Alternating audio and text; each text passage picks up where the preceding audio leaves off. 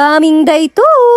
Naimbag nga aldaw kada kayo amin. Ngayong araw nga, panibagong adventure na naman. Pero bago yan, isusuot muna natin tong mahiwagang bota natin na gamit pag pumupunta akong bukid. Tumambay nga muna kami dito mga mare sa silong ng mga puno habang hinihintay namin yung mga kasama naming pupunta. Dito sa diki namin mare, may open na barbershop sila dito. Karamihan na nagupitan ni Sir Jeffrey. Baak na lalaki mga mare. At ganito ang hairstyle nila mga mare. Charot lang mga mare. Eto pala yung legendary na tagagupit dito. At nagtuloy na nga kami sa aming panibagong adventure. Tumawid nga kami dito sa Carayan mga mare. Kasama tong mga aso namin at lumangoy na nga yung isa. At ako naman, natatakot baka tangayin ako ng ilog. At buti na lang hinawakan ako ni Ruben. Salamat. Naiwan na nga kami ng mga kasama namin. Nasa taas na sila. O diba, may paakyat-akyat pa to. Eto nga pala yung kinabiti nila dito sa dike. Flood control nga ni. At sa wakas, nakadating na kami sa first spot namin mga mare. Naku, hindi mapakali na naman tong mga aso namin. Parang may naamoy na silang daga. At biglang ang tumakbo tong white na aso. Ibig sabihin, nakakatakot yung nakita niya. At yun, hindi daga yung nahuli namin. Cobra pala mga mare. Ang laki-laki na. Alam niyo ba na ang cobra ay isang makamandag na ahas na kayang magpakita ng tulog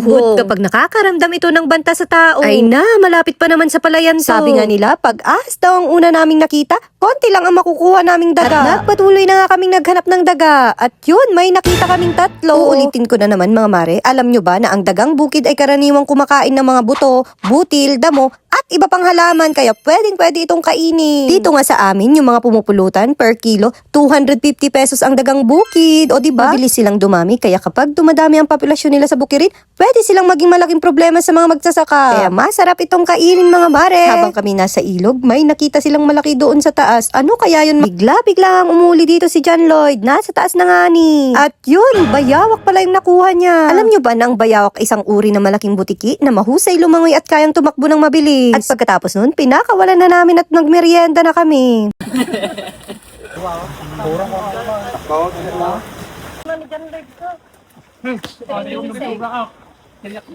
At nagutom pati yung mga aso namin mga mare. Pinakain na nila ng chichirya at tinapay. Ay na, kayat damag. Pagkatapos nun, nagpatuloy na kami sa aming adventure. Nasa isang video ang part 2 mga mare. Ano kaya ang mga sinusudsud namin dito?